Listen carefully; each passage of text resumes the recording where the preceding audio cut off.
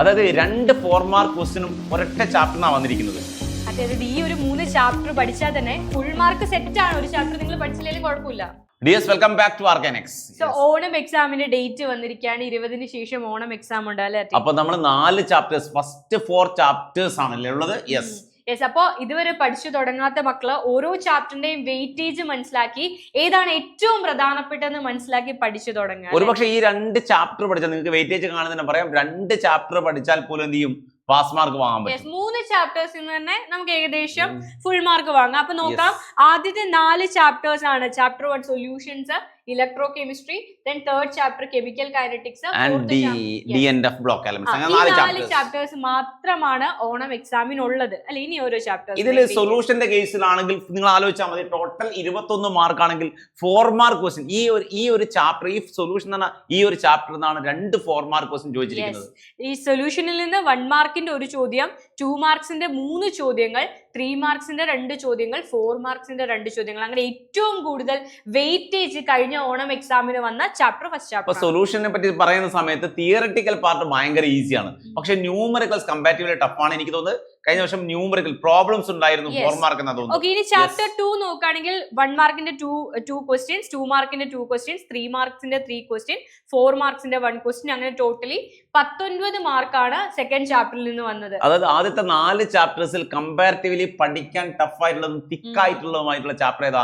Electro chemistry. Second chapter electro chemistry. അതേപോലെ third chapter നോക്കുകയാണെങ്കിൽ 20 marks ആണ്. അത് ചിലപ്പോൾ അങ്ങോട്ടും ഇങ്ങോട്ടും വേരി ചെയ്യും, ഒരു 90-20 അങ്ങോട്ടേക്കും ഇങ്ങോട്ടേക്കും മാറാം.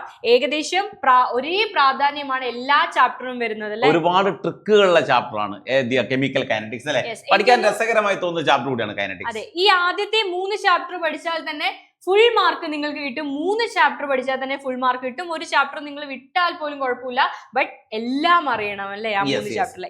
Chapter 4 D and F block elements ആണ്. D and F block elements 1 mark 1 question, 2 mark 2 question, 3 mark 3 question, 4 mark 1 question അല്ലേ? യെസ്, അങ്ങനെ മൊത്തം 18 മാർക്കാണ്.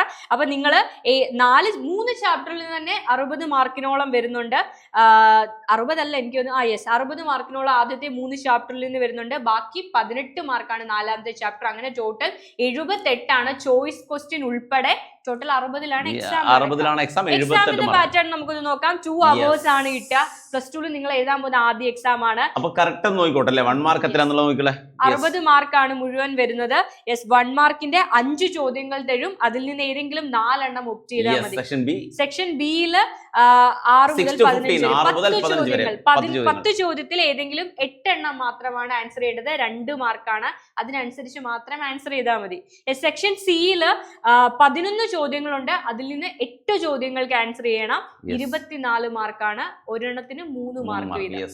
And section D 27 to 31 ആണ് 4 മാർക്ക് ക്വസ്റ്റ്യൻ ആണ്. എത്ര ക്വസ്റ്റ്യൻ ആൻസർ ചെയ്യണം? 5 ചോദ്യങ്ങളുണ്ട്. 5 ചോദ്യങ്ങളിൽ ഏതെങ്കിലും 4 എണ്ണം ചെയ്താൽ മതി. അപ്പൊ ഒരെണ്ണം നിങ്ങൾക്ക് അറിയത്തില്ലെങ്കിൽ കുഴപ്പമില്ല. 4 ചാപ്റ്ററിൽ നിന്ന് എന്തായാലും ഓരോ ചോദ്യങ്ങൾ വീതം ഉണ്ടാവും. അപ്പൊ ഇതാണ് എക്സാമിന്റെ പാറ്റേൺ. വെയിറ്റേജ് അറിഞ്ഞ് അടിപൊളിയായിട്ട് പഠിക്കുക. NCERT ബേസ്ഡ് എങ്ങനെയാണ് പാറ്റേൺ ചേഞ്ച് ചെയ്തതെന്നൊക്കെ നമ്മൾ സ്പെഷ്യൽ ആയിട്ട് ഒരു വീഡിയോയിൽ നിങ്ങൾക്ക് വേണ്ടി ചെയ്യുന്നുണ്ട്. എങ്ങനെ പഠിക്കാം, എന്ത് പഠിക്കണം, ഇതൊക്കെ നമ്മൾ നമ്മുടെ ചാനലിലൂടെ ഡീറ്റെയിൽ ആയിട്ട് പറയുന്നല്ലേ. അപ്പൊ നന്നായിട്ട് എനർജറ്റിക് ആയിട്ട് പഠിക്കുക. കുറച്ച് ദിവസം മാത്രമേ ഉള്ളൂ, ഓരോ ദിവസം വിലപ്പെട്ടാണ് അല്ലേ? Ready, by.